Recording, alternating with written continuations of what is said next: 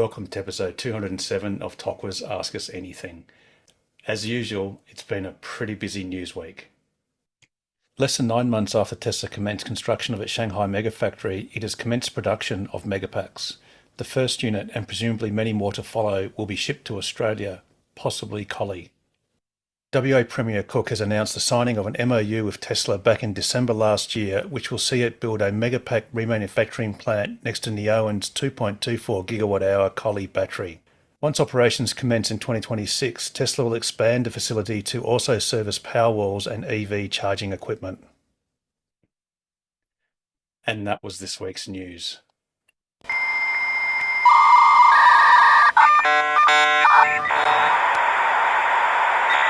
Indeed it was. And once again, welcome to the program. And as is customary, if anyone is new and is comfortable in doing so, please unmute and say hello.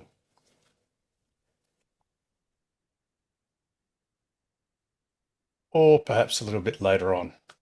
Alrighty, who wants to open with a question or a comment? I've got two, Harold. Oh, Norm, thank you. Go ahead. Question about regenerative braking and brakes in general. Now, when my car stops, I feel the brake pedal actually depressing. So, people generally say, oh, you need to get the brakes checked because the brakes don't work most of the time. But the brakes are working every time you stop. Yes, true. No, that's actually dead right. So what happens is the car will effectively use regeneration almost on a gentle approach to, say, a traffic light or something like that if it's doing it automatically, or if you are just lifting the accelerator off, it will come to a regenerative stop. But actually, when the car is at a stop, you'll actually feel the brake pedal depressing slightly. And it basically does press the brake pedal, apply the brakes. So that means your calipers are actually being used. So they're Yes. not completely idle. So in a sense, your brake system still is being used, albeit that your brake pads aren't really being used a lot. So they're not Not wearing a much. lot. Yeah. Yeah, absolutely. And Yeah. Norm, you had a second point or question? Yeah. The second one was I wanted to paint a parking bay in my garage.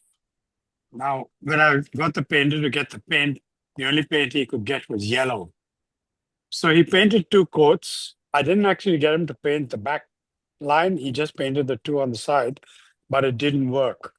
I just wonder, has anybody else tried that? Sorry, what do you mean that To painting paint it a didn't work? parking bay. Well, the car doesn't pick up that it's a parking bay. Oh, so you mean to say you actually put in like lines implying it was a parking bay in your garage? Yes, yes.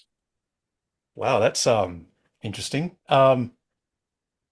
Look, perhaps what it's perhaps what's interfering with it, inferring that it's a parking bay, is that it's enclosed. So you've got presumably a roller door or a sectional door Yes. or brickwork Yep. either side.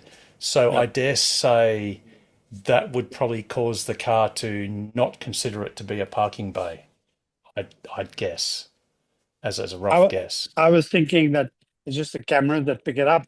So if it's the right dimension and visible enough, I thought it should work, but so far it hasn't.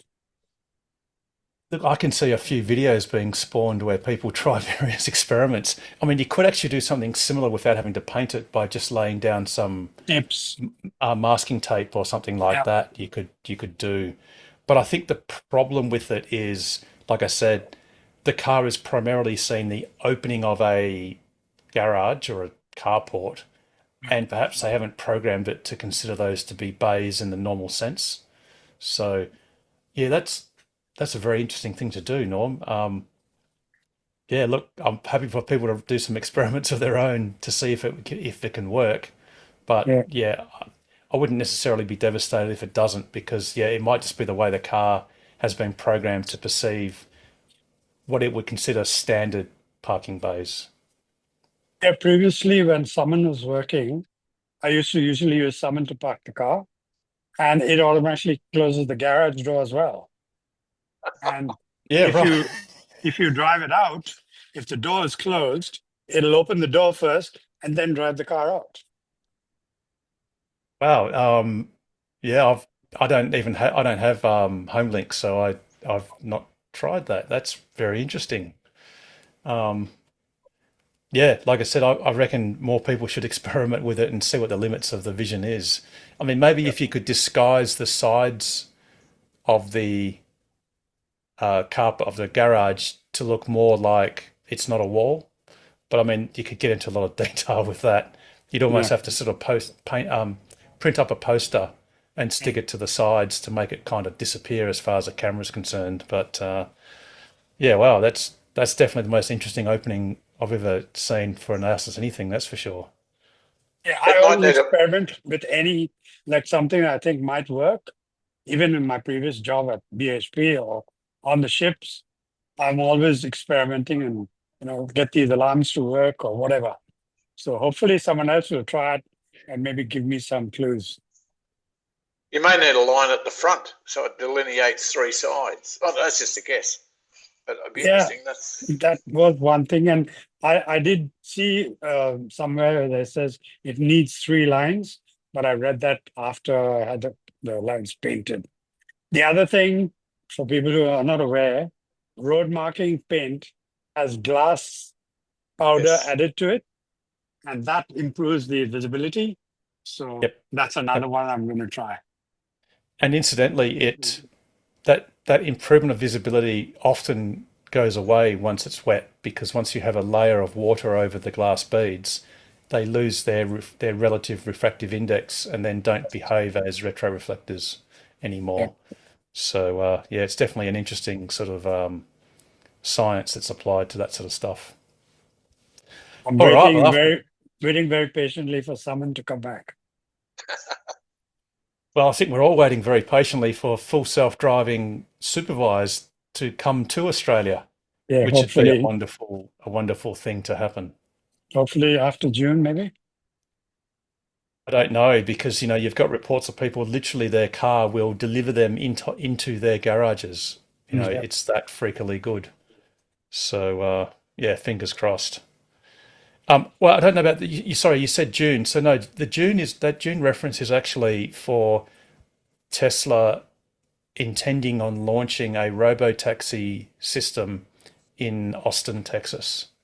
And in fact, it's been reported, and it sort of is true, and it's been surmised as possibly being a slip of the tongue by Franz von Holzhausen in his Jay Leno interview, I guess you could call it for lack of a better term, that he did say that it was a robotaxi release in Austin, not a full self-driving unsupervised service. He did say cybercab.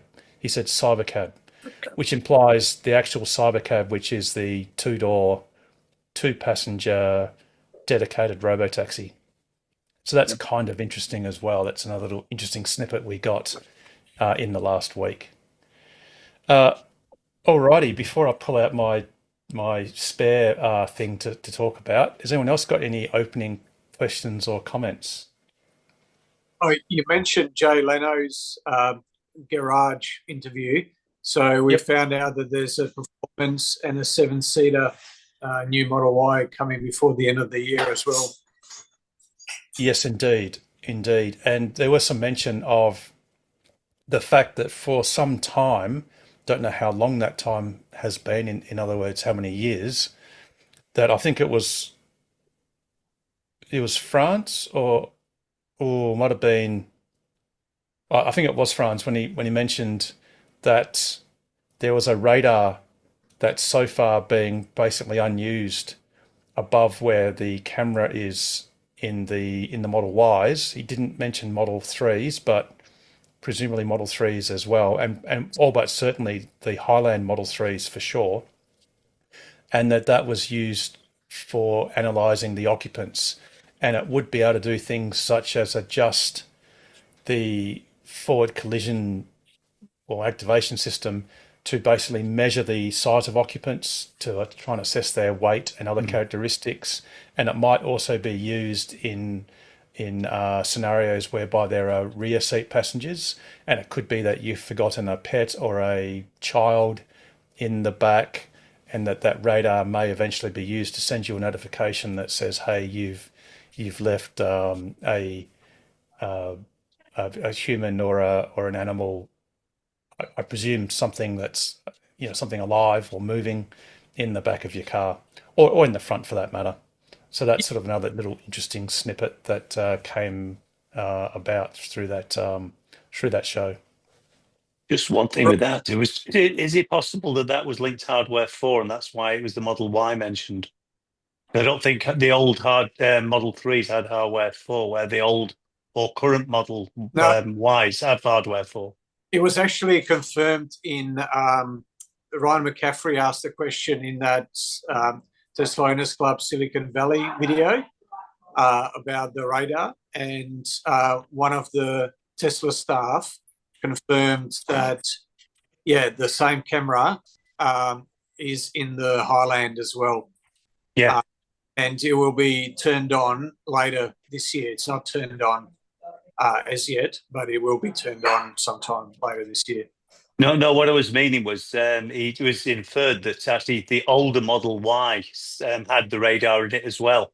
But I don't think the older Model 3 did, because I don't think the older Model 3 had hardware 4 in it, where the older Model Y does. Yeah, but no, it doesn't. Only the newer Model Ys produced. Yes, but the current Model Ys now, if you went and bought one of the 25 or 24 Model Ys, they have hardware 4, but the older Model 3s didn't before Highland.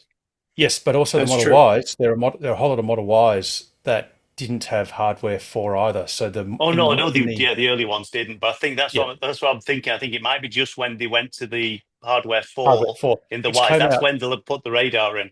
Yes, and that was the Highlands for Model 3 and the mid review of the Model Ys that came out shortly after the Highland Model 3s. Yeah. So they have hardware 4. So yeah, you're dead right. It's probably a hardware 4 thing with this radar. It's basically any car produced in 2024. Would that be about right? Approximately, yes. Roughly, but there might be a slight that it might not. There could be some cars in Australia that were produced at the start of 2024 that might not have, especially Model Ys, because I'm not certain of the exact date when the Model Ys transitioned to hardware 4. I think it was after the Highlands came out, which could be a matter of weeks, but still there might be a small overlap. I mean, the easiest way to check is you just look on your screen, you just go under the main software screen and it'll show you can look under details and it'll tell you which hardware version you have. These days it's usually referred to as FSD 3 or 4. You can also just have a look and the hardware 4 has a little red dot inside the cameras when the system's on. Actually, even when it's off, I think. No, it's when it. Yeah, that's right. It's an appearance of the actual optics of the cameras themselves. It doesn't matter whether they're on or off. It's just like it's probably one of the anti-reflective coatings that those newer cameras have. But wasn't there a few hardware 4 Model Ys that didn't have the cameras but had the hardware for chip? Yeah, that's possible. I think the first ones, if I remember correctly, didn't have all the cameras, but they had the hardware, the CPU. Yeah, so it's a very murky area, isn't it? It is, and the Tesla techs have got a very hard time because when they come across an older car, they have to literally look up what various sensors and parts that particular car has compared to its contemporaries, because parts were being changed and iterated quite rapidly, and it becomes a bit of a nightmare because you do need to change like parts for like parts, or if you change it to a different part, you have to actually update that in one of the various computers that deal with that item, so that it gets communicated with properly. So it becomes pretty interesting and pretty complex. Alrighty. We got any other questions or comments this early on in the show? And especially if there's any questions from anyone who is new and hasn't asked a question before or is curious about any part of their car, please feel free to ask away. And if you'd prefer to ask in the chat, definitely ask there, and we'll definitely read it out. All right, nothing right yet. This is something that's a little bit sort of, well, it's a sort of one of those not great pieces of news about EVs in Australia in particular. And let me just set it up. So this was actually courtesy of Alan Kohler in the finance report of tonight's ABC News just a few minutes ago.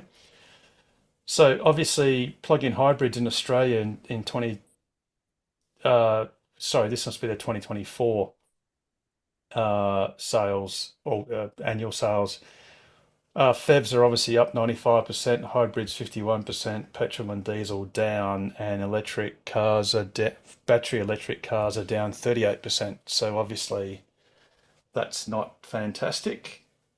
That's the year-on-year changes by fuel type. So obviously EVs have had a little bit of a minor setback, well, a setback, and that can be for many reasons. They're generally more expensive than all the other fuel types, but yeah, it is what it is. So Well, everyone and his dog is producing a hybrid these days.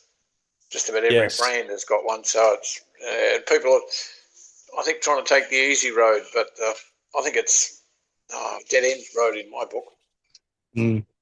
Yeah, look, it's I agree. basically allowing the legacy car makers to continue operation of their transmission plants, their engine plants, and most other plants. It's sort of it's this fallacious allegation that, oh well, you get the best of both worlds because you can drive long distances in the country and then you can sort of like use your PHEV as a plug-in device around town.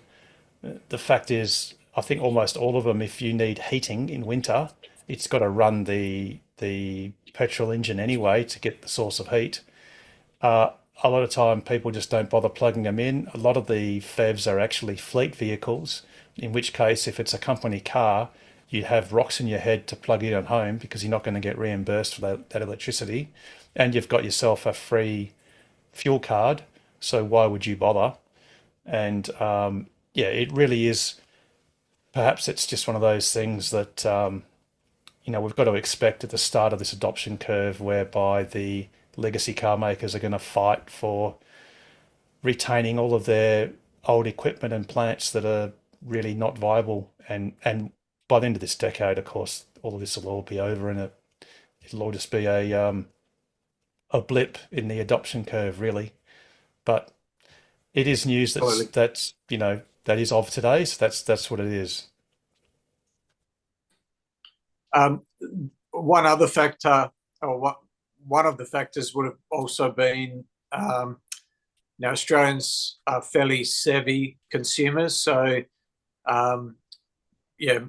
many prospective EV buyers would have been waiting for the new Model Y, the Juniper refresh, and the Model Y being the best-selling car globally and by far the best-selling EV in Australia, that would have made a big difference. And I mean, that's been, people have been waiting for that ever since the Highland was refreshed in, over a year ago. So That's right, because it was obvious that Tesla would have to respond with the Model Y in a similar sense, because otherwise, I mean, it was just obvious that Tesla was going to have to refresh the Model Y. And yeah, like, and as far as plug-in hybrids, so I know this doesn't explain the rise in the hybrids without a socket, without a plug, but the plug-in hybrids, one of the other factors there may be the novated lease and the tax changes, because they will sunset. When does that run out? In about 6 months, is it? yes, June 30. Yeah. So So that may be a factor as well. And a lot of the novated lease companies have been doing fairly heavy marketing around plug-in hybrids. That will probably only accelerate in the next 6 months. But now we'll have the new Model Y from about May or June. So the second half of the year should hopefully be a lot better, or the figure should look a lot better for EVs, for battery only EVs. Absolutely. Yeah, definitely. Alrighty. Have anyone got any other questions? That discount, yes, John. or the FBT exemption for plug-in hybrids ends on the 1st of April. Okay. Oh, so so they've tied it to the FBT year, right? Which starts on the 1st of April. Because the FBT year stupidly ends at the end of March and starts in April of a calendar year. So, John, so you've confirmed that, you've looked that up, and that's when it actually is eliminated. Yeah, that's right. Yeah, I've looked it up, and I've got some friends who have also been looking around and trying to choose a car frantically. Yeah, right. Okay. Well, obviously, if that car they're obviously they're not quite ready to make the move to an EV yet.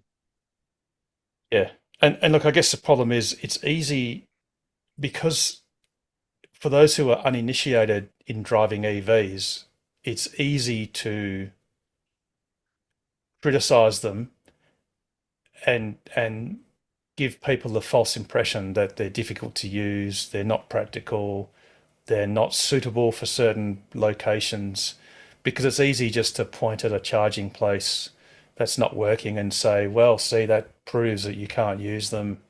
You can say things like, well, it can't tow a horse float once a year, so therefore, it's not going to be useful. And I guess the problem too is you've got a lot of dealers that, again, pure EVs aren't. In fact, a plug-in hybrid's probably almost, or a hybrid obviously, but a plug-in hybrid's great because the dealer is going to get the exact same 15,000 kilometre service interval, because you still have to do an oil change and a lube on a petrol or diesel engine that's fitted to the plug-in hybrid. So all of the dealers, and let's face it, almost all the mainstream car brands are sold by dealers exclusively. So there's a strong push, and most people buy their cars from dealers. So there's a very strong push by the principals of those dealerships to push hybrids in the first instance or plug-in hybrids in the second instance, and say, well, why would you take the risk on something that doesn't have an alternative fuel? You'd almost say, well, why wouldn't you hedge your bets and get the best of both worlds? But like I said, of course, of those of us in the pure EV ecosystem understand that's actually a fallacy. But in the mainstream car buying mind, that's at the moment, that's still a compelling argument, albeit a false one. Speaking of EVs being useful, Chuck, you are joining us from the distant future. Is there anything new on the charging front? Hello, just getting my video ready. Sorry. Cool. No, you're on. You're on. By surprise there. Yeah. No, the only thing that's kind of interesting is if you jump on a PlugShare and go to the site in Goulburn that's under development. Yep, that's the Tesla one. That's right. Yep. I'll just give you no warning here, just to give you. Yeah, that's right. Let's just do this live. I've been to Goulburn, and I've now just remembered where it is. So he's going to cruise over. Just got to cross an eyeball. If only we could do it that quickly, Chuck. That would be cool. All right, let's There's a go lot of near. dragging involved with the mouse, Yes, but there is. Let's go near Canberra, which is that's Newcastle. So look, you're close. I'm close. Sorry, Down a I've bit. just stepped down a bit. There we go. Goulburn. Yeah. So And 3 pins, and you want the one closest to the, yep, oh, a bit further. that one. Yep. Yep. Gee, Oh, look at well, Please Delete coming no, soon. Oh, the hang one on, next to maybe it. let's go that one. That's it. Yeah. Supercharger Lockyer Street, Goulburn. Yeah. So if you look at some of those picks, it's looking pretty good. But there have been a few extra things that have been spotted by a few people. If you scroll through, you might see, look at those little things with Wow. red and yellow lids. I think they might actually be rubbish bins at a supercharger. That's a bit of a novelty. That's very, and they're like those not vandal resistant, but they're sort of like bird resistant. So they've got the proper lid on top with a Yeah. flap. So I dare say they're rubbish bins, and these are that's a recycle bin, which is I pretty reckon, cool. yeah. Hard to, And there's quite a few of them. hard to Oh, tell. we got a bit of the back shot as well. That's nice. That's it. Yeah, right. Yep. And there's a bit of solar on that roof, of course, so we can see. That's it. Yeah, I think these ones might be a bit earlier. Yeah, it's a bit early. There's a fair bit of power I going think in there, so. and understandably.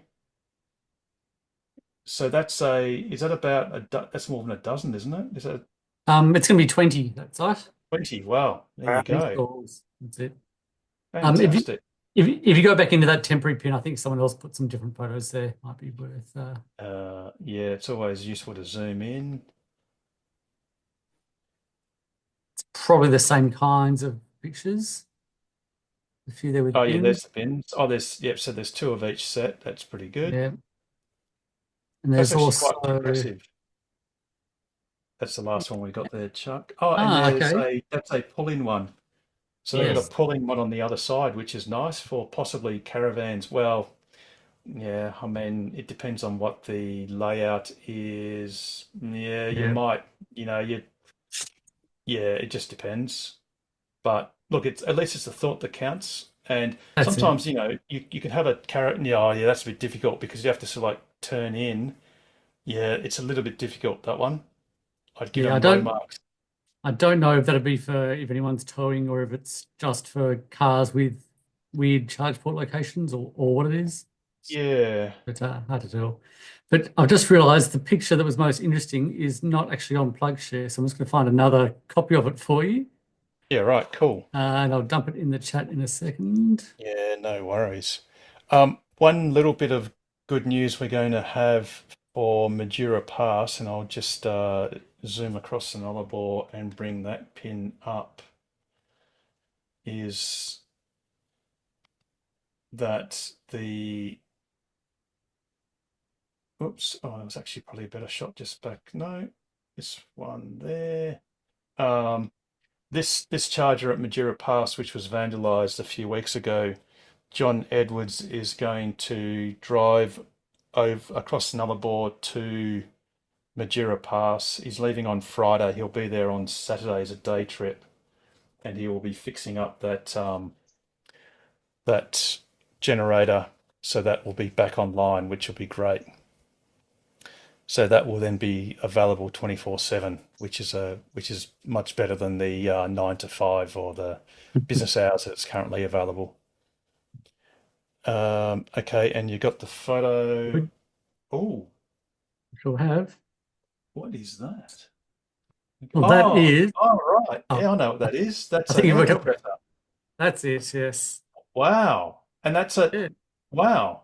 That's That's a first for any site in Australia, I think. that is an Australian first. Now, is this Yeah. implying that we have to pay for it or something? Is that to activate it? I don't know. I don't know. Someone did find a link to the product. Lube or something. Yeah, something like that. Right. I've just dropped a link to the product in the chat, but I don't know anything about it. You might know, maybe not. Oh, But anyway, no, that's first time I've seen it.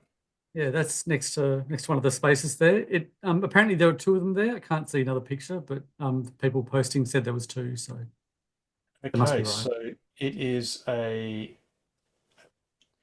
Lemlube digital automatic commercial vehicle mounted wall mounted tire inflator with pedestal, only $1,000. Wow, Yeah. interesting. So, mate, don't know if that number. Maybe that's just a. Oh no, that's just saying what the part number is. Oh, Yeah. the product code. So it probably is free then, by the look of it, because there's no RFID reader on it. So yeah, it's Yeah. just a free Yeah. one. Awesome. That's That's it. So, actually that's a very great. That's a very good initiative on behalf of Tesla, because that's about the only thing I ever have to go to a petrol station for. Um, yeah. is well, is if I rapidly want to inflate a tire. Yeah. So wow, hopefully that's one of many sites that'll have that as a. Hopefully all the new sites will have that as a feature, by the look of it. That's it. Well, at least the big ones, I guess. Yeah. Tesla's when Tesla's spending, I don't know what 20 stalls would be costing them, but probably a fair bit. Well, I in guess America, they were saying it costs roughly $40,000 US per stall. So that's 64 grand. So a 20 site would be 1.3 1.3 million. About 3 million. So I guess what's a couple of $1,000 air compressors, you know? Indeed. That's Indeed. that's 40K US per stall, but that's only for the actual charger. So obviously you've got the Oh yeah. work costs and Yeah, I'm not sure. That might be the installed cost, Pete. So I think that was quoted as the cost sort of installed as a site cost. So it might encompass the network augmentation, all that sort of stuff, possibly as well. yeah, right. Yeah. So I've pulled up the tweet, the expo. Engineering is working weekly at aiming for first pilot sites in Q3, despite increased capability of up to 500 kilowatt a stall. We should be able to deploy for less than 40K a stall. Okay. Deploy. That doesn't. So deploy means install. Yeah, true. Because one comparison I heard someone else make was that other charging companies were spending upwards of $211,000 US per stall. Yeah, So because that's the difference. the head of Tesla charging, he actually had quoted like between 40 and 45 installed per stall. So you're right. Is this Australian or US dollar? US. No, US. So US. then the 64,000 what Harold had worked out. So yeah, I that's pretty good. just divide. Yeah, I just. That's really for high powered charging. That's really good. Like the prices. Yeah. So the government should just give them money and roll it out. Get it done. Hashtag Sorry. just get Tesla to do it. That's it. Yep. And I mean, if you want this is not a direct comparison, but you know, a Chinese built 60 kilowatt portable DC charger can be gotten for as little as about 12 or 13,000 Australian dollars. Now that's not an industrial supercharger stall by any means, and it's not the same power levels, but the actual power electronics aren't as expensive as most people think. And Tesla is always hell bent on literally producing anything at its atomic cost, the cost of the actual elements put into it, with very little transformation. And that's what Elon Musk always presses for. Is I think that he calls it the idiot index. It's the proportion. It's a difference between the actual material cost and the transformed product cost. And the higher that multiple is an indication of how dumb you are, because you're not smart enough to do it for cheaper. So Tesla will always produce the cheapest possible final product that's equivalent to everyone else's, but just cheaper. That's like what they did with the car seats. They used to buy them from a third party, Yes. and then started making them themselves. The only car company in the world, apparently, up until when they first did that did make their own seats at Yeah. that time. Yep. Because and that's the thing is, notwithstanding what Tesla's share price has done, which, and this is not financial advice or anything, it's just reading the news, which is they've gone down, which is what they often do, about 33%, about a third from their all-time high. And that's a very common sort of trading trait that Tesla does. But one thing that Tesla militantly always does is keep everything in-house where humanly possible. Whereas all of the other car manufacturers, they're not actually car manufacturers, they are more component assemblers. And in fact, many of them are sub-assembly. They're really sub-assembly assemblers. So, and that's why they've got so many problems with things like integrating Bosch systems to other systems and whatever. They just don't make anything, they just put them together. Yeah, it really flows onto the software quality. Yeah, absolutely. Cool. So, well, that's good for Goldman. That's great that we've got that new innovation in an Australian first. Tire inflation at a supercharger, and obviously, I mean, other places have this, but proper bins as well, which is a great thing too. Because I don't know about you, Chuck, but you go to many charging locations, and there's just crap on the ground. Everywhere. Yeah. Unfortunately, not all Tesla owners are well behaved, and sometimes they just dump rubbish, in the middle of nowhere. Yeah. Well, pretty much all the chargers I go to are general public access ones, so I just blame the other drivers, not the Tesla owners. But Indeed, but that's right. Yes. That's right. Cool. Anything else? I'm just going to say. Sorry, go on, whoever that was. Sorry, I was just going to say the most important thing too, when you have to go to a petrol station to charge it, to fill up your tyres, you're not going to be obliged to have to go and buy a chocolate bar or a iced coffee or something like that as well. I bought a packet of tissues for $1.50. Yeah. Right. So did that pack have 3 tissues in it, Pete? Because anything at a service station is pretty expensive. No, it wasn't bad. He probably had a dozen in there. Once. But yeah, I must admit, I sort of feel a little bit guilty. And like you, Pete, I often do go and buy something just so that I'm not obviously sort of getting something for nothing, because I'm certainly not buying fuel. But yeah, good on Tesla for doing it. And Chuck, have you got any other bits of news from over east or anything coming up with charging wise? Or? Well, the only other one was to check when you're next doing a lap of the country, because I'm sure you're due for another one fairly soon. But I was going to say you might need to take the inland New South Wales route soon, because new superchargers opened at Narrabri, not sure how it's pronounced.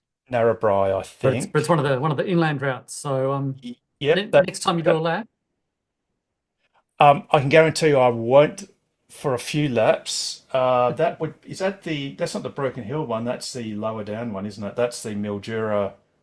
And no, this one's north of Raleigh, It's further to the east. It's up joining New South Wales and Queensland. Narrabri.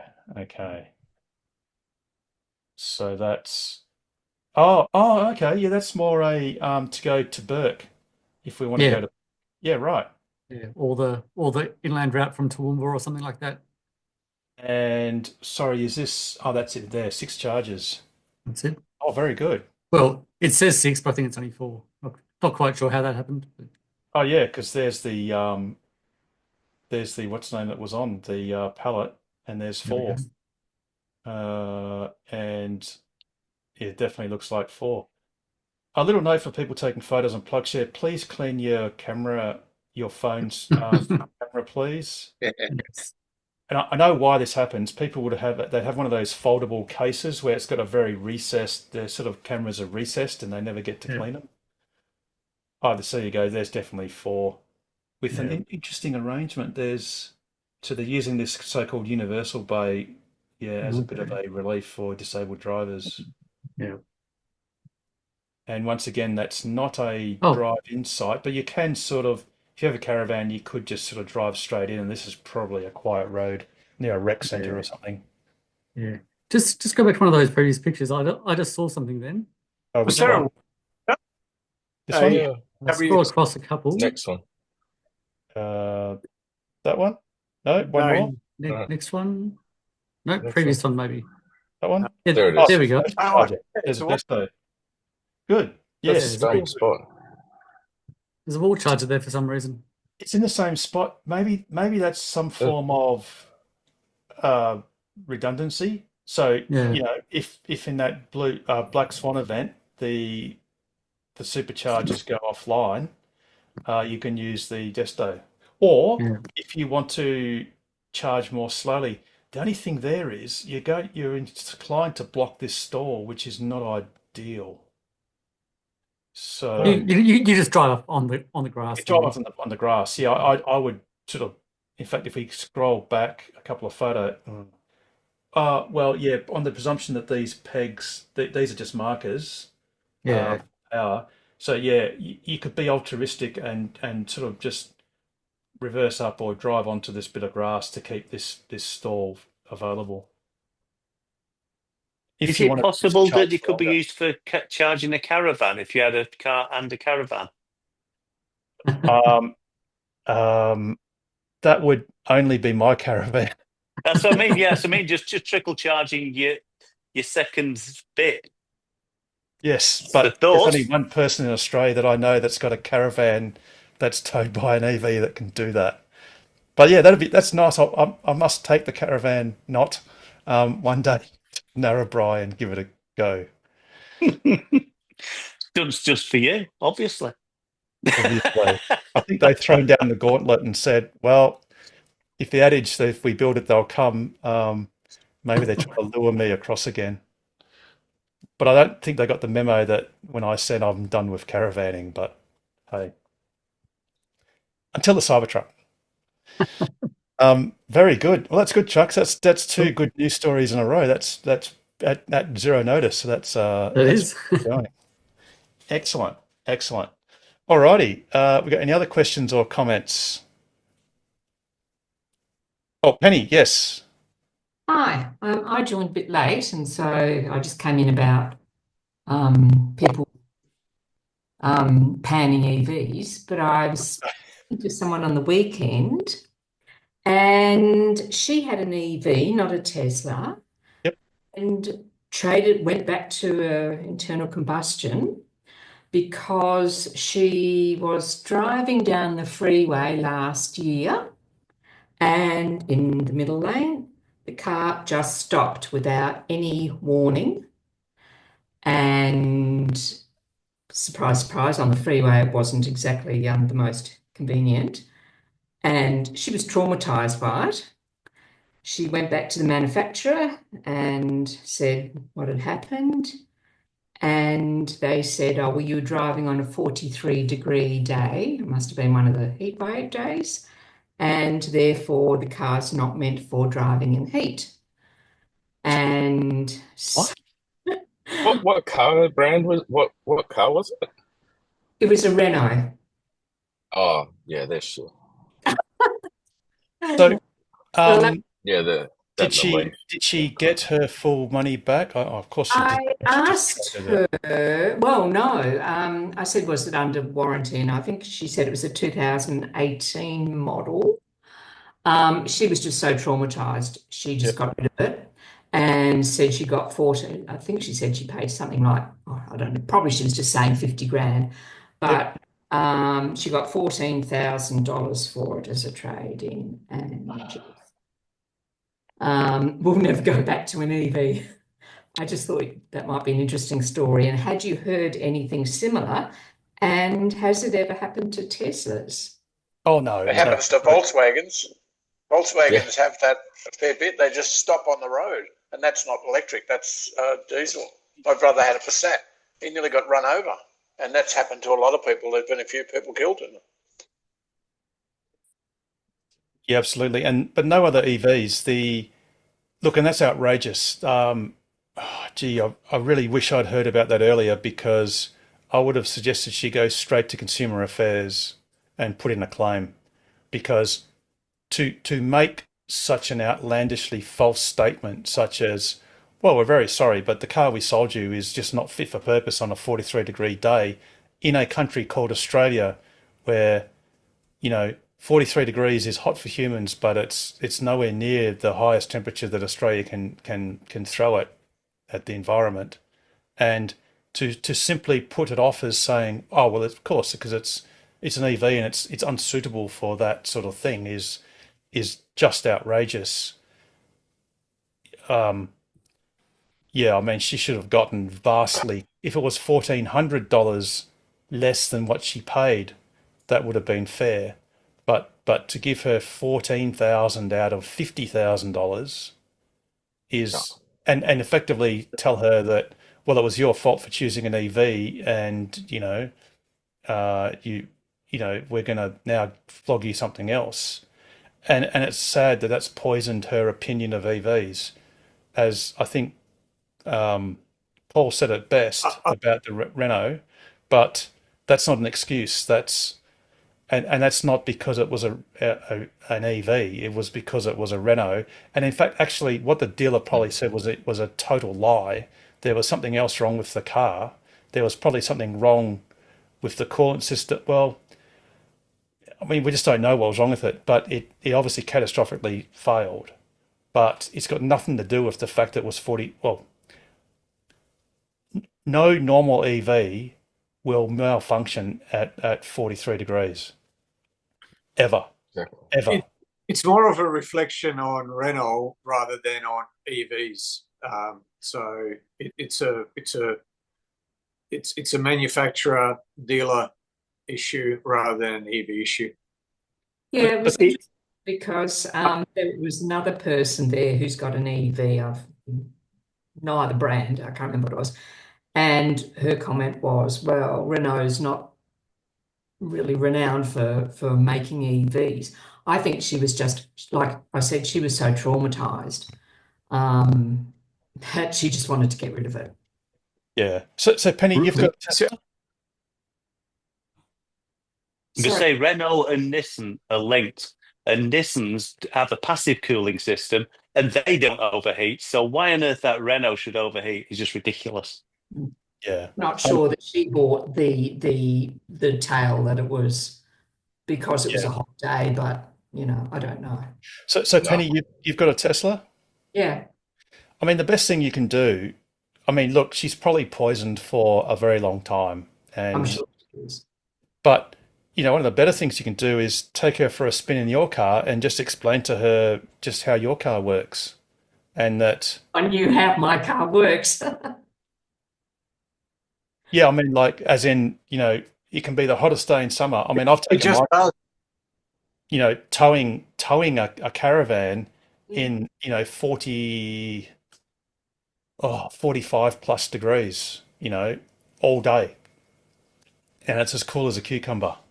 It's just not a thing. But yeah, no, that's very sad. I'd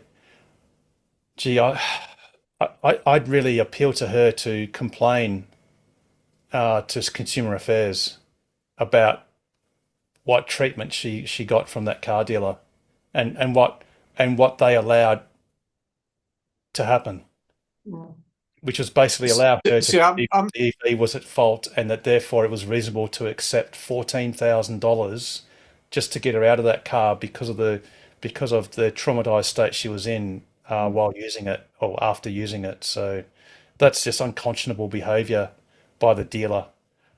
I know it's mentioned that a number of EVs now have been around Australia, and I'm sure going across the desert, the temperature would get hotter than that sometimes too. Yeah, absolutely. Well, when Harold and I did our lap, I did mine, which was 16 and a bit days, almost 17 days. And during that whole period of time, that battery did not stop for a second. So I was always either driving it, charging it, or camping in it. So it basically never, for 17 days that battery was, and I had Sentry mode on the whole time. So, it was basically that battery was working virtually 24/7 for 17 days. And, when I got to Fitzroy Crossing, it was like 39 degrees at 7:30 at night still. So, or it was well after dark. And like Harold said, he's been towing a caravan in 40+ degree temperatures behind his Model Y, in the middle of Australia with plenty of dust. I would be, it's probably a reflection on our mainstream media and the dealer that your friend focused her anger on EVs rather than on the manufacturer, because it's everything to do with the manufacturer rather than EVs in general. So I've never heard of an EV not being able to work in hotter temperatures. So I thought people might be interested in the story, and I'm sold on them, and so it was just an interesting sideline for you people to think about. It's sad. It's sad that the dealer chose to do that, and literally it would have been music to their ears, because they've got themselves another sale. They flipped a $50,000 car, bought it back for 14, and probably sold it for 35 to someone else, and they've got a great story to tell prospective EV buyers going forward. They can just say, look, we had a client who bought a EV and had it for whatever period of time, bought it for 50 grand and traded in for 14 and said she'd never drive an EV again, I don't think she sold it back to her now, I must say. She ended up buying a Mazda anyway, I know that. Now, whether Mazda took the paid the 14 grand, I don't know. This is a image that Chuck's just sent through, which is a 3-hour drive with an average of 41.5 degrees, and the inside temperature being a nice cool 20.5 in a Tesla. And that's on the Peninsula, whatever you call it, near in South Peninsula. That's it. That's right. Yeah, that was from what was the place with the pub? Puchera? Puchera, yes, Puchera. Yeah. From Puchera to Tumby Bay. Yes. Yep. Yeah, and I think it peaked at 44.5 degrees outside on that drive. I was just going as far south and as far towards the coast as I could. Yeah, absolutely. Before I was leaving that car. There you go. Yeah. Cool. It's a bit much for a Tasmanian. No. But yeah, I was just going to... go, Shane. Sorry. I was just going to say, going back to the brands and stuff of EVs, I honestly say Wendy and I had looked and researched the Pete's and your videos, Harold, when you did these laps and everything. And seriously, you guys have done the most dynamic testing for Tesla, I think, ever in the world, apart from maybe Tesla itself. So hopefully they maybe come and contact you to do a doco or a promotion or something. It'd be worthwhile. As long as Elon doesn't host it, that's all. Not at the moment. We could do something is Tesla is good? Yeah, that's right. Exactly. That's good. Just quickly, I just want to say there's a guy called Joe Cadogan, I think, an Australian YouTuber. He did a similar story about a burn your damnation or something last year, where the same thing happened. It wasn't weather related. They were just in a country drive. The battery completely died, and they were towing, and they had to emergency power off. It's not so much about that, because it can happen with any vehicle. It was more about how they were treated, and it's a very compelling story.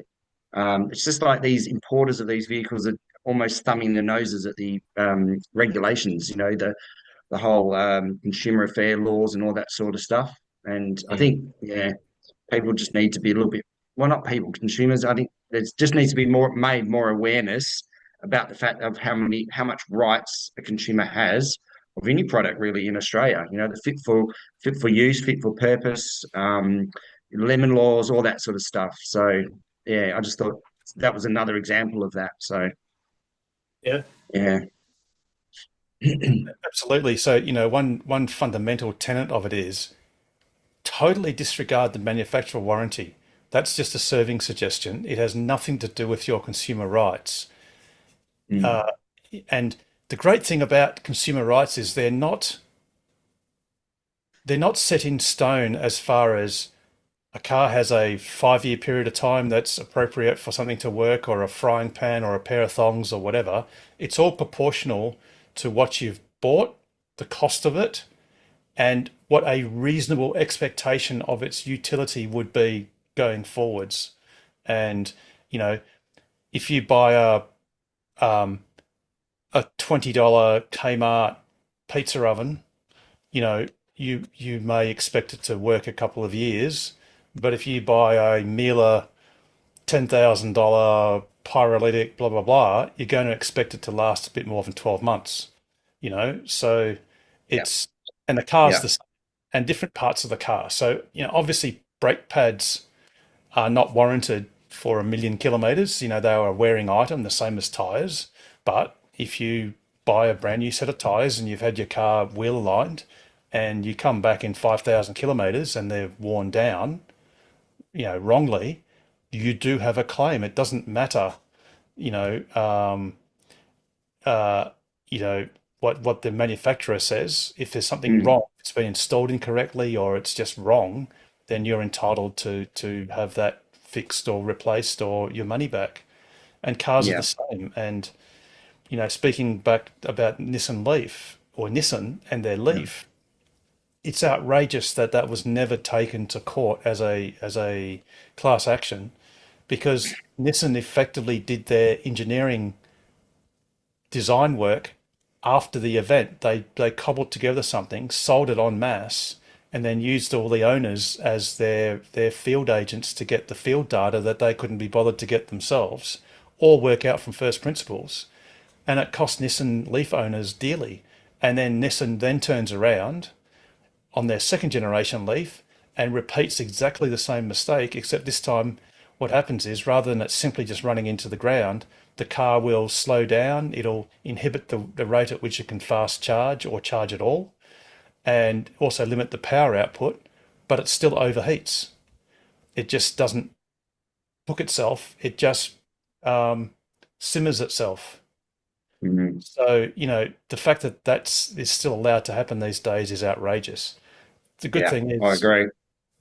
Most other cars, Tesla, probably almost everyone except for Nissan basically has actively cooled cars, so that's not an issue. But yeah, it's, like I think Pete Ship said, if a car conks dead, say on a freeway or a highway or anywhere really, if it's in an awkward spot, people can die very easily. You can have a flat tire and easily die. So, this stuff is serious, and it needs to be taken seriously.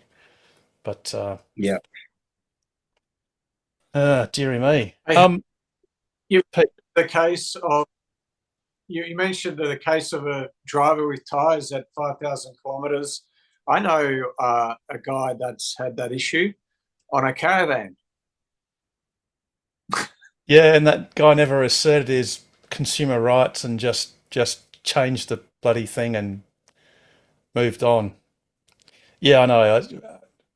Yeah, too many other things to do, Pete.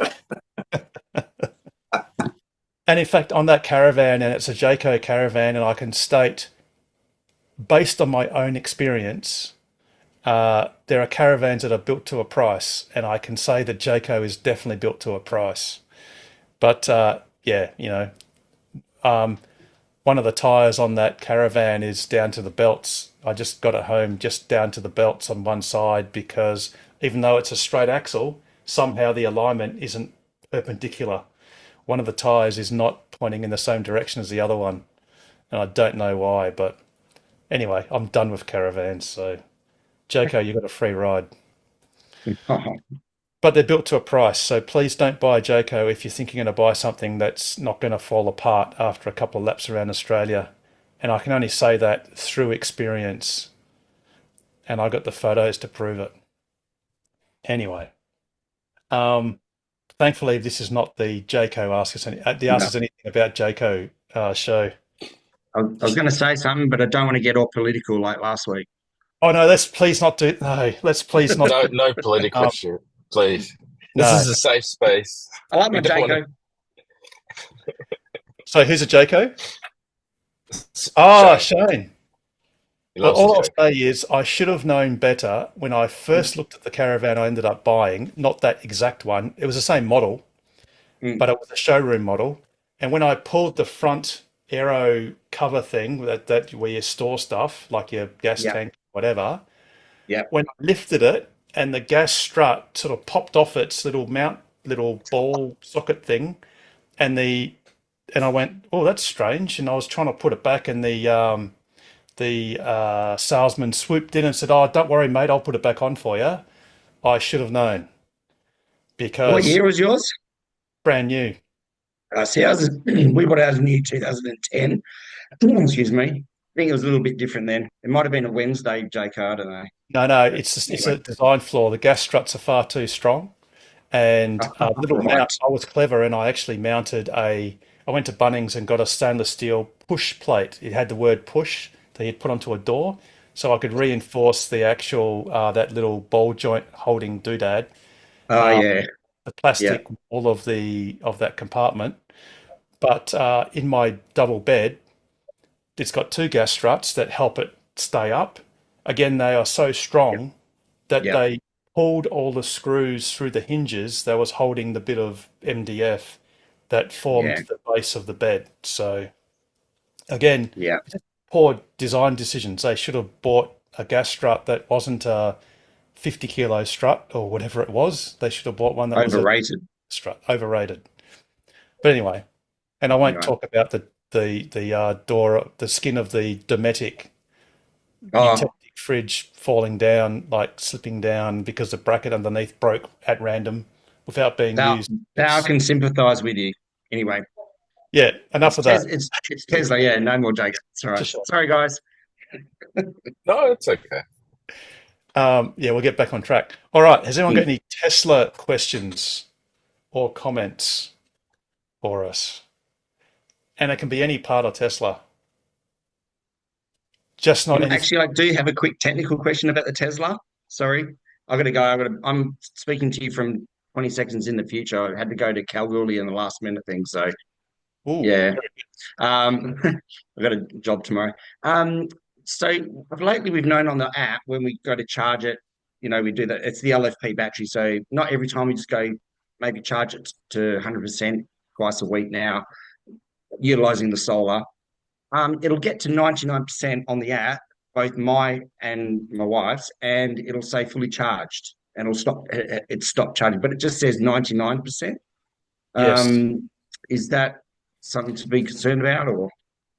No, I haven't checked on the car whether the car says 99 or 100. I've got to do that, but haven't had a chance yet. Were you AC charging or DC charging? Just AC, just with the what do you call it? The standard plug. The UMC. UMC, that's it. Yeah. No, look, if it persists in doing that, just put an inquiry in at Tesla. If it persists. All right. But if it's a one-off or a two-off, it'll be okay. It might not be fully calibrated, so it might have decided to click off. But I just did it today. Shane, have you? Sorry, Shane. You just keep going. We've just lost your internet for a moment. You've just frozen. We might come back to you, Shane, because you might not be able to hear us. Yeah, we'll keep an eye on Shane, and if he comes back, we'll keep discussing it. All right. In the meantime, has anyone else got any other questions or comments? No. What about FSDs in? Oh yeah, you go. Very good. I was just It's amazing how much info and news there is with Tesla just over a week. like like with the Optimus job openings and stuff like that for actually manufacturing. yes. I was just Let's park that. oh, Paul. sorry. Well, I'll park that. Shane's back. Yep. We'll park it in a moment. Now, Shane, we got you back. Sorry about that. You lost internet. On mute, mate. So you're on mute. Just unmute if you can, Shane. So it's obviously. So you were saying that today you just did it. Is that right? In a way, at 90. Yeah, because I saw the solar was at maximum and it was like 90%. So I went, just put up to 100, and it did get to 100. So. Oh, okay. So Yes. it's fixed the stuff. Okay. So look, I'd say it might just be slightly out of calibration because the LFPs are notoriously difficult to actually analyze the true battery capacity. So That's right. I remember you saying about the electrons in, electrons out, or something. yeah, that's the reason why Tesla actually wants owners to fully charge their car once a week. Now, not doing so does nothing to the chemistry of the battery. It's not going to harm the battery.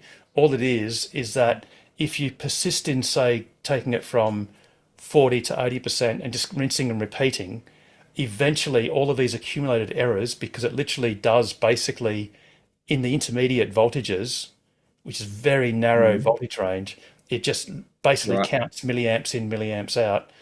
You'll get an accumulation of error, and eventually you won't really know where the battery's at. It's not that it'll be unsafe in that mode. It's just that what you see on the screen as to what's left might not be fully accurate. It could be out by, I don't know, 10, 20%.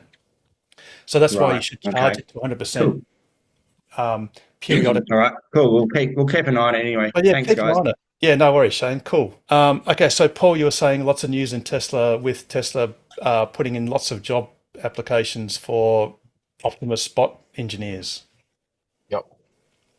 I was very excited because it's so funny. Like the market's the opposite of me. I'm just like looking at all these new information and this sort of stuff, and like the Jay Leno thing with Cybercabs coming out in June, in Austin, and you're just going and watching all the FSD stuff.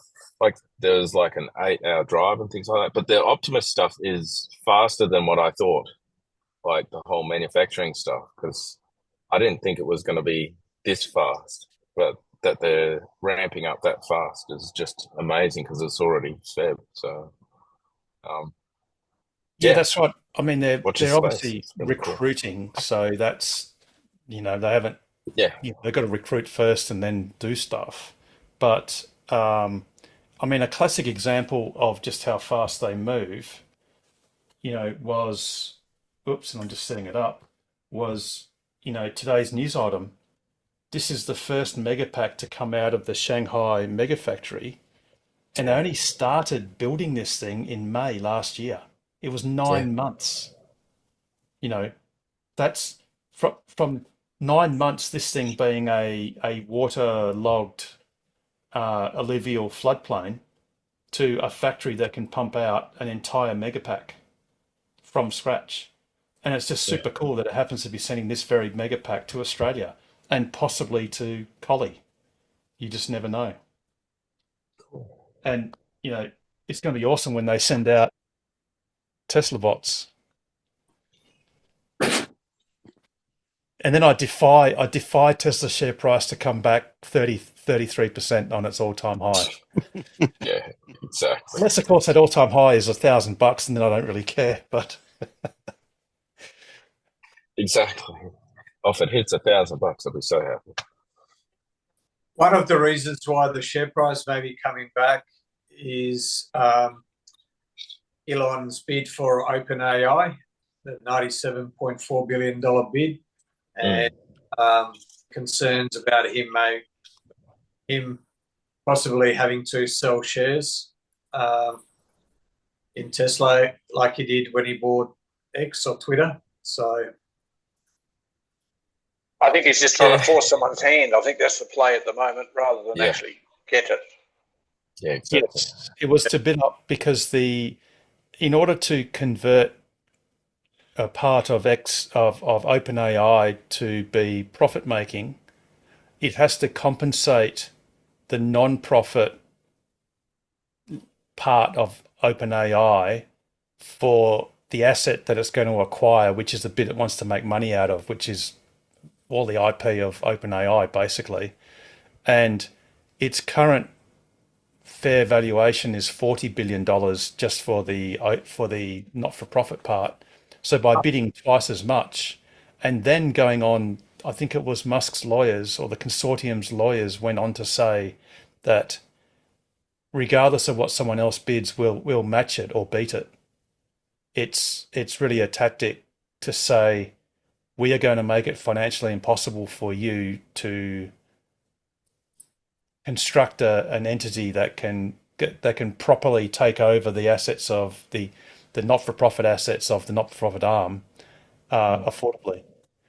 So, well, the directors can still go ahead with, Altman's bid at, I thought it was 30 billion US, but yeah, whether it's 30 or 40, they can still accept that bid rather than the higher $97.4 billion bid from Musk and co. But the challenge now is how are they going to justify accepting a bid that's less than a half or a third of what the market is effectively saying it is. Particularly when they're obliged in their fiduciary duty to do what's best for the shareholders. Exactly. And it's pretty difficult to mount that argument that what's best for shareholders is take half price. Pretty difficult, especially if it's a cash offer, which it is. So it's not like it's a script offer or anything that's conditional or there's a risk to. If it's a cash offer, you'd have to wonder, even in America, whether it could survive a court case if that point was pressed. Yeah. But you're right, it does have a dampening effect on Tesla share price, because everyone remembers what happened when Elon Musk bought Twitter. With some of his own money, he had to sell Tesla shares. So obviously in a market whereby it's all about supply and demand, if shareholders or some shareholders expect this to happen, why would you pay top dollar for a share when you think you can get a discount? And obviously at the moment the share market is a voting machine, and the shareholders are some of them are voting. The ones that are turning over shares are voting that Tesla's going to be at a discount, or it's the price is set on the day, isn't it, between the buyer and the seller? And there were obviously people willing to sell their shares at whatever price they paid for them at a cheaper price, and there were some people prepared to pay that cheaper price, but not a higher one. But yeah, anyway. You got to think about it. Like, what's the most likely conclusion to this? And the most likely conclusion is that the directors of the not-for-profit OpenAI arm will not be able to justify selling it at $30 or $40 billion. And I don't know what else Altman can do. That he may be able to find someone who bids more, but Musk and co have said we'll match any other higher offer. So the only conclusion is perhaps that Elon Musk and his group ends up buying it, possibly at a higher price, possibly overpaying for it. But whatever the price is, you would think that's the logical conclusion, in which case there's a high probability that he may have to sell some Tesla shares. Yes. Yep. Yeah. Yep. I mean, he's got SpaceX shares as well. He doesn't have to sell Tesla. And it's not just Elon. It would be I mean, he's a small percentage of that. So the thing is, he's argued that he wants at least 25% of the company. And, we know that he's dropped to, 12% or something, because he sold by X. So, like coming back and selling some more shares now, he said that he wants 25% is is hard. Will be hard. That said, he'll be able to justify it. He'll be able to say, well, I did this for humanity to ensure that AI is safe for humans going forward, and that trumps whatever he said before. So I'm sure he can justify it. Yeah. But because it was voting, and now that we're in Texas, you can have different shares, share types. So they could give him the 25% voting rights, and not actually, like the same sort of a different class of shares. Absolutely. So it like money wise, because it's a consortium. It's not just Elon. He's a small percentage of this. It's just that he's the most high profile person, but he's not the one that's going to kick in the most money. And the irony of all, who knows, Microsoft might actually join them as well. So, well, he did say it's not a monetary thing. He's not looking for a compensation, in which case it makes complete sense just to issue him just voting rights rather than, shares that, only have voting rights and nothing else. Exactly. I mean, he hasn't even vested all his 2012 shares. Well, those options. So he's still got more in the bank. And McCormick's stuff will get turned over. We voted on that twice, so he'll have more shares. So don't worry, it'll be all right. Mm-hmm. We've been through. I've been a shareholder for too many years. I used to have hair, so yeah, it's all a bit grey now as well. So yeah, sorry. Yeah. Anyway, no. I've actually got a photo of myself when I used to have hair too, before I was a Tesla shareholder. But can I ask? Can I ask? Yes, go. Yes, Rick. Yes, go, Rick. Yeah, sorry, mate. I am enjoying the conversation. No. Please go. This is going back to the car again. I've just changed from a 3 to a Y, and I find in the Y, well, it's a tight fit in the garage between a solid brick wall on one side, on the left-hand side, 3 brick pillows spaced out. Yeah, and as I definitely approach middle age from the wrong end, I'm thinking, is my answer, or is one of the answers, a summon feature to be able to get the car out? When I look on the app, it says that summon, smart summon, and I've forgotten the other one, are not yet available. Are they available on the Y if you get enhanced sort of? Yeah. Okay, so one thing I do, and I've learnt this from other people's experience in reversing into garages and things and having minor bingles, is my first principle. I tend to reverse into my garage. Yeah. So it's just actually for me, it's because I go in on, I guess if you look at the house, it's on the right hand side. But if I did that, then I would have to open my door against the wall. And that would mean I'd have to position my car closer to my wife's car to give me clearance. Whereas on her side, it's only a carport on one side and it's a garage on the other. So there's a wall on one side and just pillars on the other side. So for that reason, I reverse in. Now, what I've learned in reversing in is, and it's a principle that makes sense if you think about it, if once you are lined up, you keep your steering wheel straight, then going in or out, you can never hit anything on the side. You can only ever hit the back. I have no problem actually reversing in.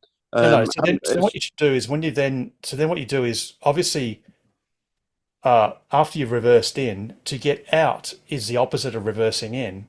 So then again, if you're all lined up, which you were when you got in there in the first place, if you then hop in your car and simply keep your steering wheel straight. No, I can't though. The whole point is when I'm in the car and I'm limited for length, the door opens straight onto the brick pillar. I can't get my body out of the car onto the brick pillar. There's a big brick pillar on the way where the door opens onto. Sorry. Oh, okay. Right. Sorry. So in other words, you've got to partially reverse in, then open your door, open the driver's door, close it, and then basically push the car in, or have the car push itself in, preferably. Right. Yeah. So you can do that with ordinary summon. So that's, well, hang on. So Is dumb summon available on autopilot only cars, Pete? It isn't. It's only available on enhanced autopilot. Bugger. Yeah. And I just wondered, but it says when you look on the app, or I've looked just before I called you, it says coming soon, but not available yet. Summon, smart summon, and another feature. I forgot what it was now. Yeah, auto park. Actually, then it says they're not available yet. Yeah, and actually smart summon AWS. Yeah. Yeah, but what about dumb summon, Pete? Is that only on enhanced autopilot? Only on enhanced autopilot. Oh, bugger. So they're not available yet. Is that right on the Y? It's not available at all, unless you have enhanced autopilot. So I presume. Yeah, I mean, with advanced autopilot, when I look at it, the advanced autopilot option, and then click on it to have a look at the what's available. Those three features are only it says coming soon. Those three options are on enhanced. 5 minutes ago it showed that right. Yeah. Oh. I thought, no point me getting it if those three features aren't available. No. But Rick, yeah. Do you have enhanced autopilot at the moment? No.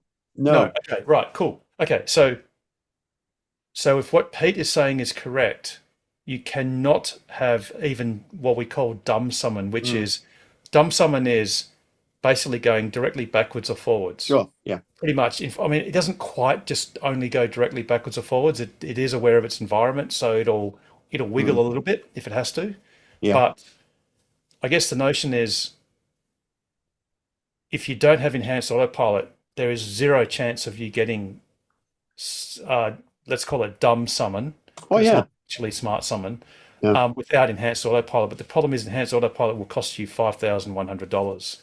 Yeah, and the problem on the advanced autopilot, if I buy it, at the moment it's showing that those features are not with it at the moment.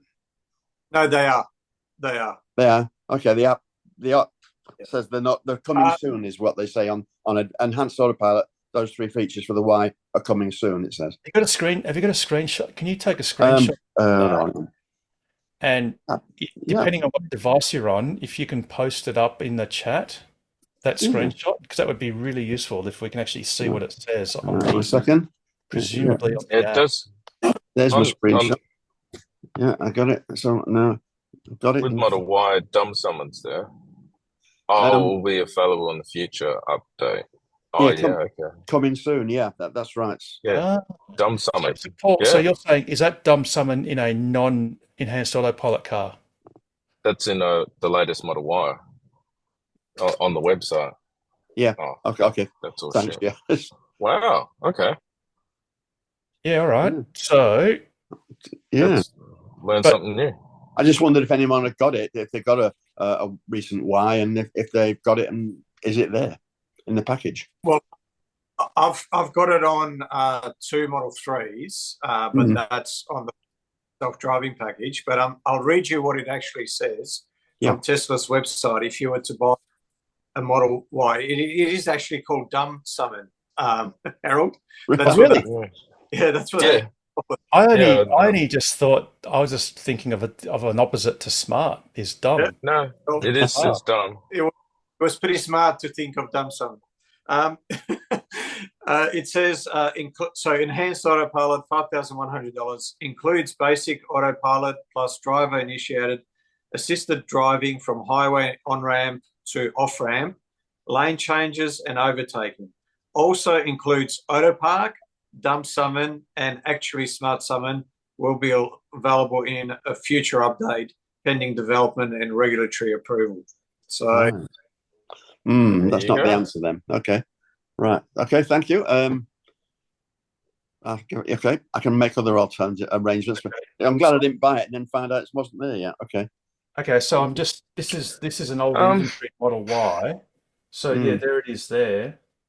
Yeah. Thank you. Also includes autopilot, dump summon, and actually smart summon. Oh no, hang on. And I just wonder if if the punctuation isn't right. Harold, if you click on that and then scroll up a little bit, see how you got the asterisk for the approval, and then scroll up. or down. Yeah. You mean the other That- up? It's the other So up. the other up, just underneath where it was before, where you click on it, there. No, go back down. Down. Down, so then you can read that. The asterisk Nothing stuff, else. you know, There's nothing else there. You can see what I can see. of the charging cables. Yeah, The currently enabled feature Above requires the charging cables, see that paragraph? Yeah, this one Yeah. here, I'm just reading it. So the Read that. currently Yeah. enabled feature requires active driver supervision and do not make the vehicle autonomous. Some features require turn signals, blah, blah, deactivation use of autopilot. Hmm. As these So- self-driving features evolve, your car will continuously be upgraded. Hmm. Yeah. What I'm not sure of is when it says auto So- also includes auto Yeah. park, dumb summon, and Yes. actually smart summon will be available. Yeah. Sorry, also includes auto park full stop. So that's one theme. Then it says dumb summon Yeah. and actually smart summon will be available in a future update. That's Yeah, it. right. That's the Tell you what, Yeah. that'll Yeah. give us homework Yeah. to do to Thank make you. Yeah. sure that, because unfortunately my wife's car has enhanced autopilot. It's a old Model Y. Yeah. But it has enhanced autopilot, so it should have. That- But it's got ultrasonic sensors, but then it's been turned off. Sorry, you can turn the ultrasonic sensors off on an old Model Y that has Oh, them right, okay. by using Tesla Vision only. So I guess what I'll do next week is find out Thank you. whether her car has it. The Yeah. only other thing is if it's sorry. a hardware 4 issue that your car will have, because you've got a new car, Rick. Yeah, a couple of days old, and it's unfortunately the sensors out there, which I do miss. Yeah. Or if what I can do is, Pete, if anyone's got another question that they want to ask, I could find out right now because I could just give it a quick whiz. I can ask. Do you mind me asking another one, please? No, Yeah. not at all. No, good. So Yeah, I'm obviously living in Perth. I'm gonna. I'll be back. Sorry to interrupt. Yeah, I'll yeah. be back. Just give me a couple of minutes. So Pete or Paul, if you want to just keep the discussion flowing a little bit, and I'll get that answer shortly. Thank you. I'm putting what can I say? Window tinting on, and I hear mixed reports that it doesn't need it on the back passenger and side windows. It doesn't need tinting, but only on the front windows. Anyone had just the front windows tinted, or because I know the back windows are partly tinted, aren't they? Yeah, the rear windows are already factory tinted. Yeah.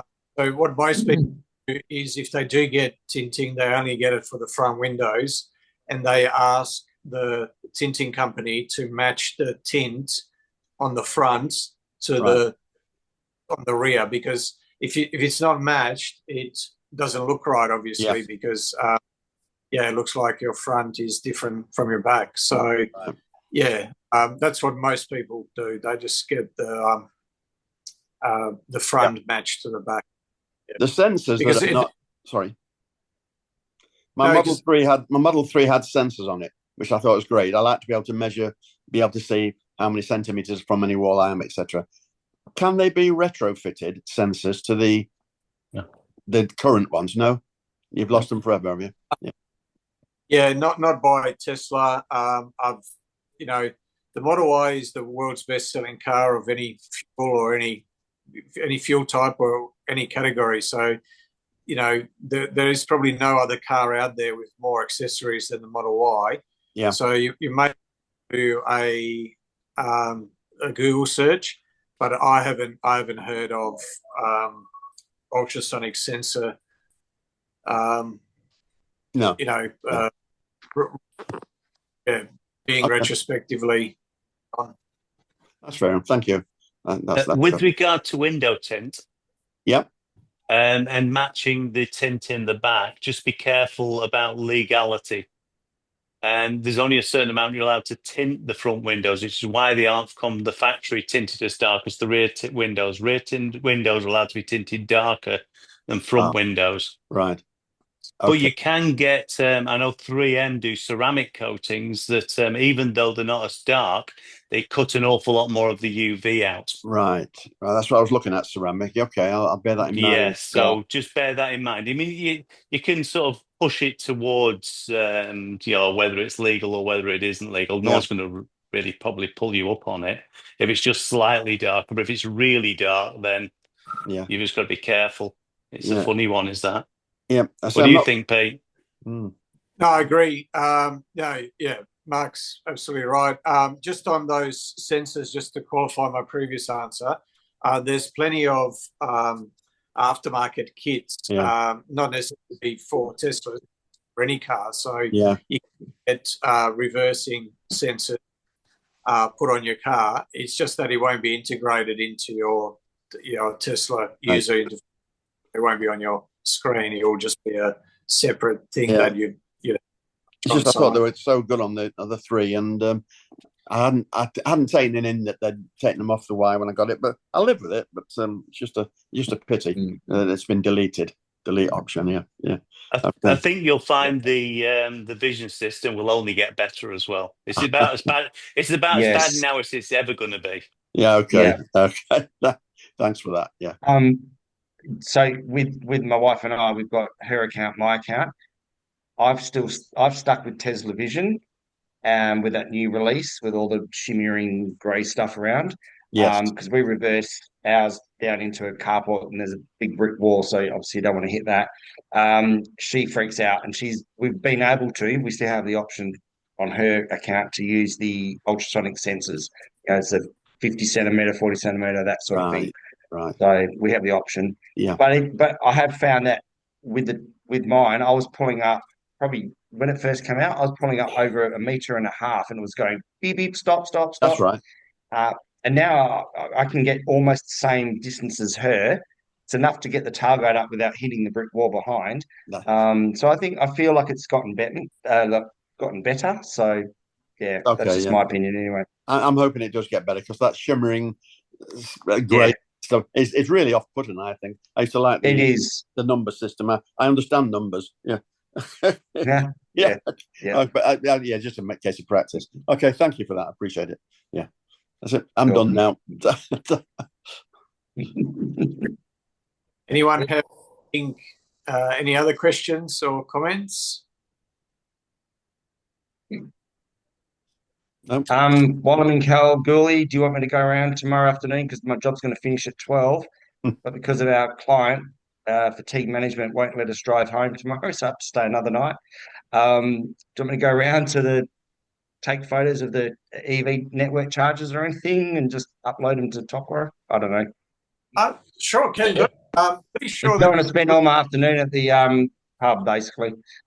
Yeah, no, pretty sure the Kalgoorlie charger's working fine, but I want to just check on PlugShare. But yeah, absolutely. If you're PlugShare, if you're in the area, and maybe even do a quick test charge. All right. If you are doing a test charge, try charging on both, both sides, and maybe do a test charge on the AC as well on the if you've got a Type 2 cable.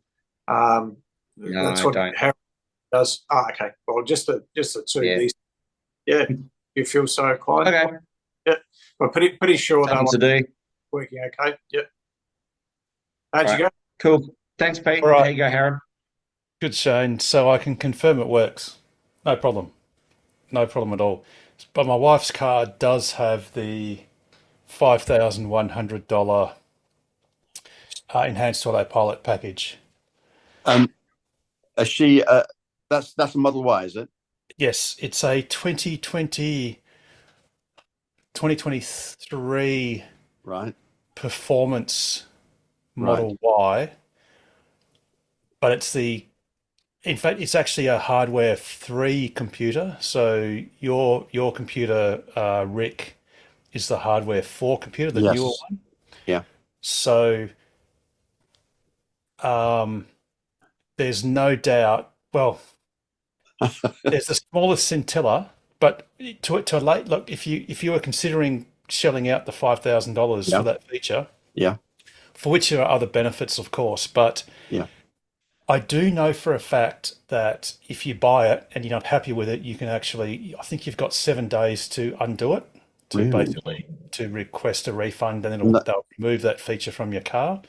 But what you could do, just if you want to make yourself completely certain that it'll be fine, Mm. is just go into one of the Tesla showrooms and just ask one of the sales guys just to confirm absolutely that you will get dumb summon, which is, and Yeah. literally what you get is you get a, when you enable it, I'll just see if I can actually show this. You will get, you basically get a go to target. Let me just Spotlight yourself, Harold.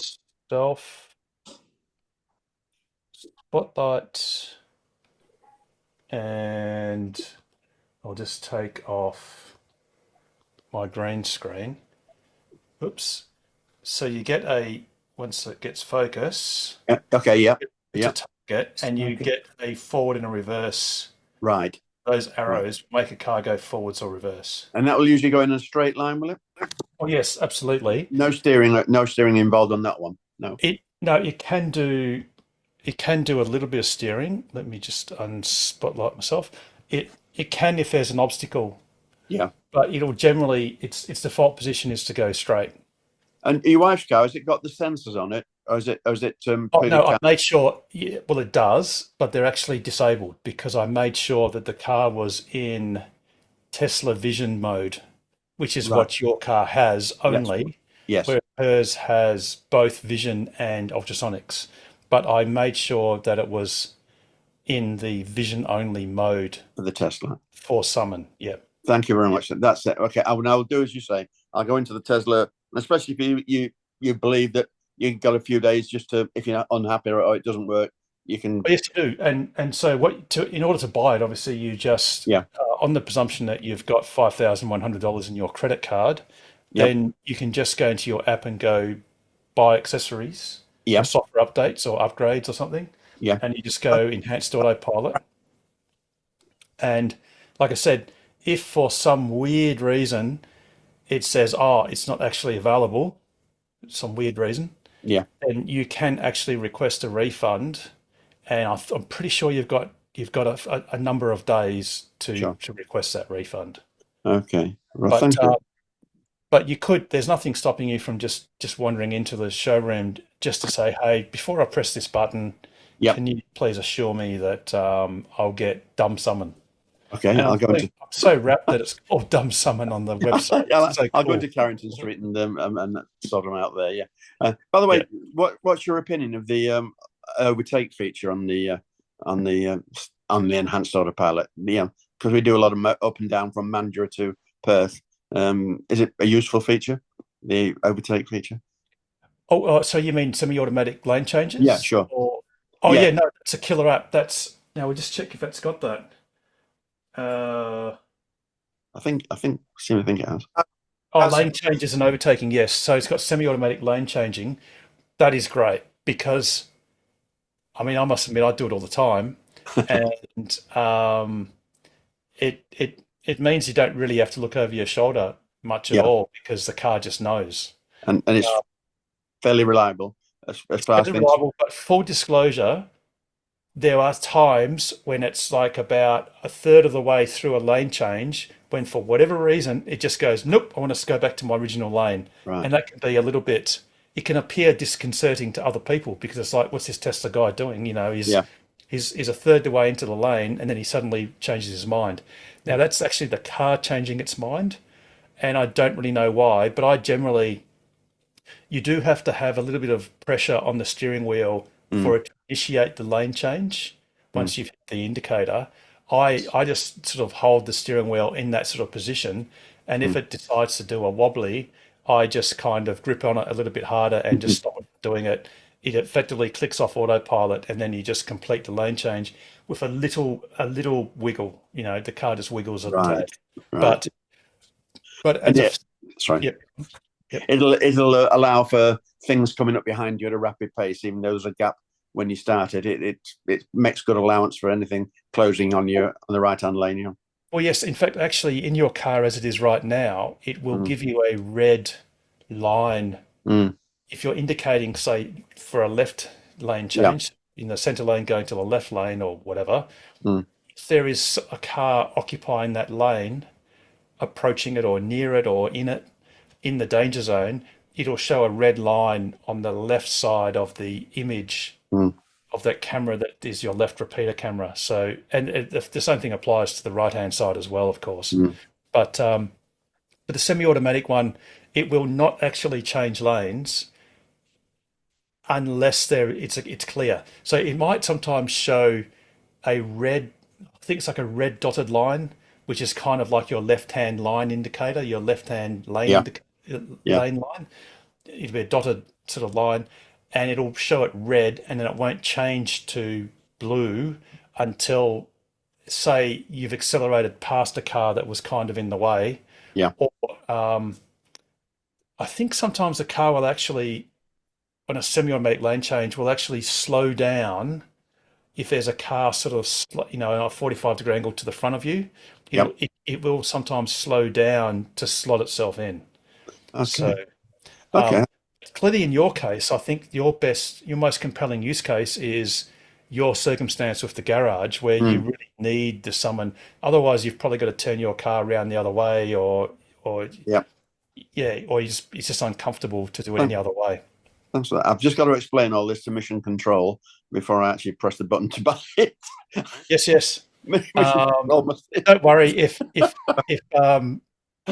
there's a problem at Houston, just tell them to blame me, and I'll throw myself on a mercy, which could be a hard landing. Okay. No, I appreciate that. Anyway, okay, gentlemen, thank you for that. I got to go now, but no worries. Pleasure, Rick. Thank you. Cheers. Bye. All right, we've got about 15 minutes. I was going to say, there's enough room to sleep in. There's enough room for him to sleep in it. Yes, and in summer you can keep the aircon on, or winter for that matter, so it can be nice and toasty warm or super cool. So all right, so with 15 minutes left to our mission timing clock, it might be a good time to have some wrapping up questions or comments. Just a quick one, if you got a second. Mark. Go, Mark. I've had my car for over 3, or I've had our car for over 3 years now. And I've actually got a little bit of an intermittent problem. I keep getting it flashing up every now and again saying you can AC charge, but you can't supercharge. Right. And it only comes up, it only flicks up, and then it goes away again. Okay. I think, because I've heard this a few times on different people, I would just put in a service request, describe that issue. Preferably if you can remember when that might have happened, time and date, because they might be able to look it up in the logs, and it might be something that Tesla can deal with. Yeah, it is something that few people have had, is it? Yes. If anything, you might that it may be an intermittent issue now, but you may find that the frequency increases over time until it eventually stays on. We think put it in. Shane Parker. Is your car still under warranty? Sorry? Oh, go, Pete. Is your car still under warranty, Mark? Oh, yeah. It's under warranty till December this year. Definitely put it in. They may have to replace the harness, the cable that. So it might be actually a hardware problem there, because it's just very intermittently just flashes up. It's just get a change. Plug mating into the charge port.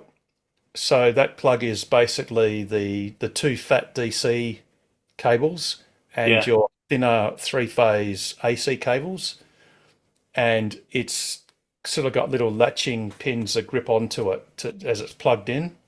And Shane Parker, who couldn't join us tonight, he's had that come up a couple of times while he's been on the road, and he's actually noticed it seemed a little bit loose, or he wasn't quite sure.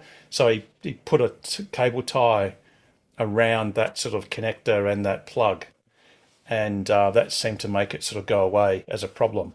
But that's obviously something you shouldn't do. You shouldn't have to do, No. Mark. So yeah, just put it in as a service request, and preferably if you can recall roughly when you might have Yeah. seen it flash up, even though it's briefly, and then Tesla will go, yeah, okay, we just need to do something with that connector, and that will then make it go away permanently. Yeah, I thought it might have just been a software glitch, so I wasn't certain on No. that because nothing else has ever gone wrong with it. Well, good. That's very good. How many Ks have you done, Mark? Not too many, about 50, 55, I think, something like that. Yeah, right. I don't want to show off or anything, but Nah. my car Bet you did the will. auspicious 169,420 Ks. Yeah, of a days little ago. little bit, considering ours is nearly, well, it's 4.25 years old, and yours is how old? It's not 2 years old yet. It's not even a toddler. It's about to get to its terrible twos. Bloody hell. But anyway, it's a little bit more worn than yours, more loved than Yes. Well loved. Hopefully Well loved. loved. Hey, Harold. Yes. Harold, did you do that 100,000 K cleaning of your seats? I don't think I ever saw a video. I didn't do the No? 100,000. I didn't do the Ah. 100,000 miles because I'm now Miles, at right. like 105,000 miles, and I still have not cleaned my ultra white seats. Mm. So, For people Oh, that I are curious. hate to think what they look like. What are you good for? yeah, look, I promise I'll do it before I sell the car, which will probably be in late May or so. So it'll probably be the 110,000 mile clean, or it'll be 170, maybe 190,000. I reckon my car will get to 190 before I flip it, unless I can get it Nice. to 200, which would be cool. But yeah, I still will do it, Shane. I promise. My seats All more right, like cool. a beige color on a good day. Yeah, or doe skin sort of. Yeah. Anyway, it varies. Yeah. I believe it's just soap and water. That's what Franz said.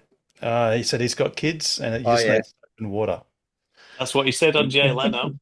Yes, that's what he did. Jay Leno, yeah. Yep. Yes. So I don't know if there's many cars whose ultra white seats haven't been cleaned in 170,000 Ks, but I'm sure there's someone like Can me you- out there. Can you do a comparison between this one and in 2 years' time when you're doing the same amount of mileage on the Juniper with all the vented seats? That'd be good. See if that's the same. I fear that's going to be the case because Cybertruck probably won't turn up for another couple of years at least. So Nah. history does have a tendency to repeat. So yeah, I'll probably put 169,420 Ks on the Juniper before Yeah. the Cybertruck. So And you're not the- getting a performance Juniper then? Oh yes. Oh, actually, sorry. I'll take that back.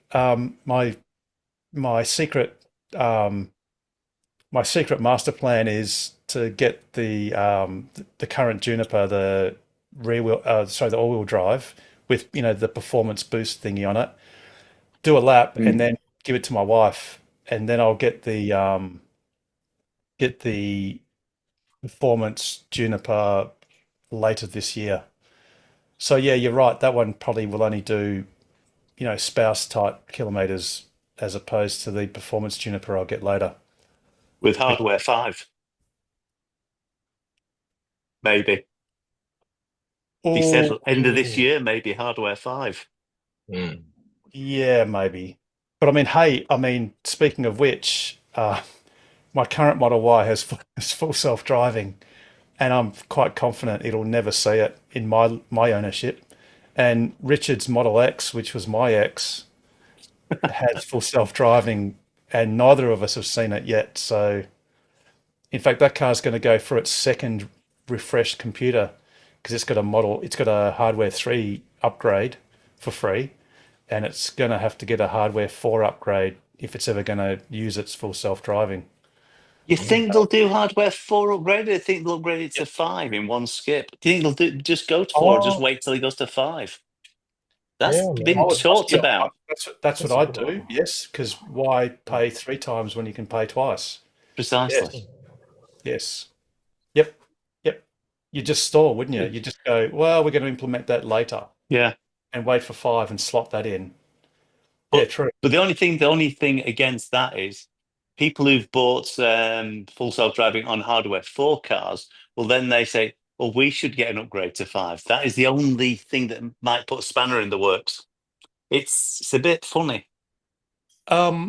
Yes, but as long as it's approvable at being 5 or 10 times better than human driving ability, after that it's just a march of nines, and all a Tesla is obliged to do is to give you what you purchased, which was full unsupervised self-driving. Yeah. That's compliant where you bought it.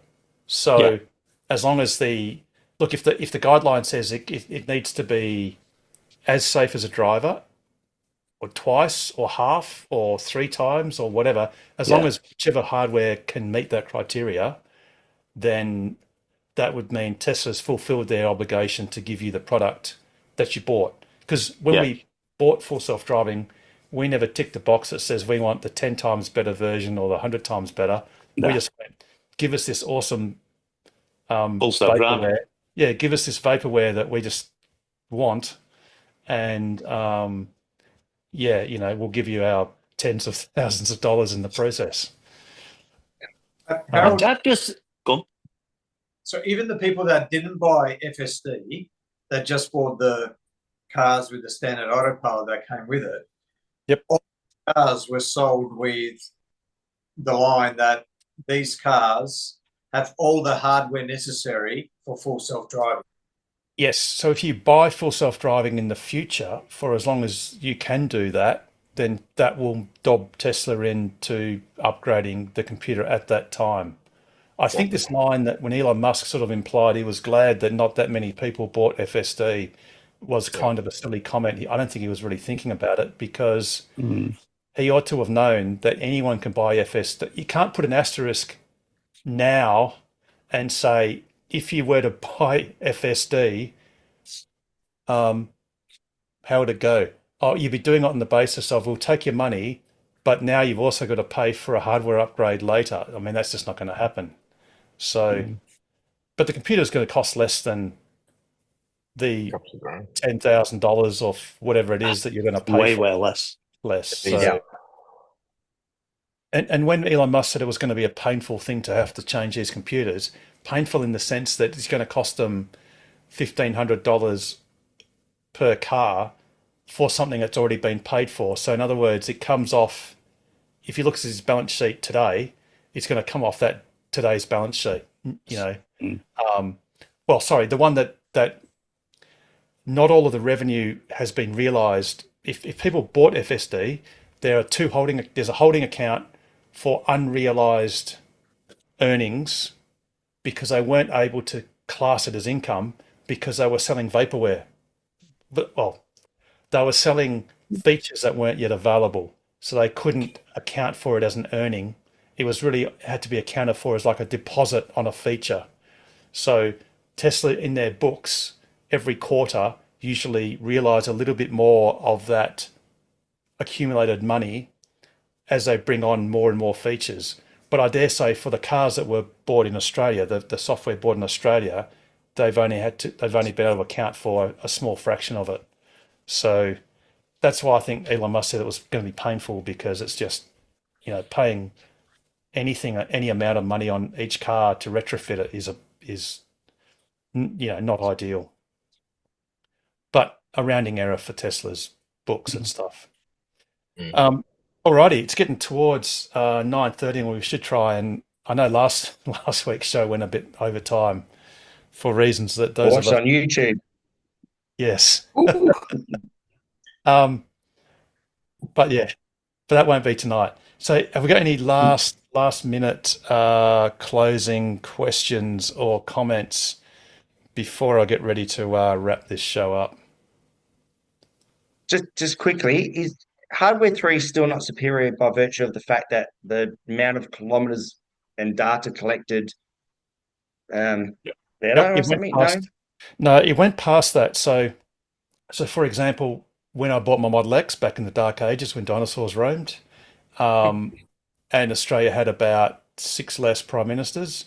When I bought a G, the hardware 2 that I had in the Model X could do much less than the old hardware 1 computers in the Model S's, because the hardware was so new. They were writing the software as they were going along. So, and a similar thing happened to hardware 3 and 4 cars in the States doing FSD supervised. They had not yet transitioned to the new hardware being hardware 4, but now that's actually flipped on its head. And what they're doing now is the full development occurs on hardware 4, and then a distilled version of that is emulated on hardware 3 computers. So in a sense, hardware 3 is now the inferior platform, relatively speaking. So definitely hardware 4 is the mainstream, and it's now hardware 3 is non-mainstream. Right. So my wife just has to drive properly still. No. Well, you got autopilot too. So and autopilot. There's that. Yeah. Yeah, but autopilot's just as we've ventilated many times. Autopilot is got nothing to do with full self-driving. It's nothing whatsoever. It's chalk and cheese. Yeah.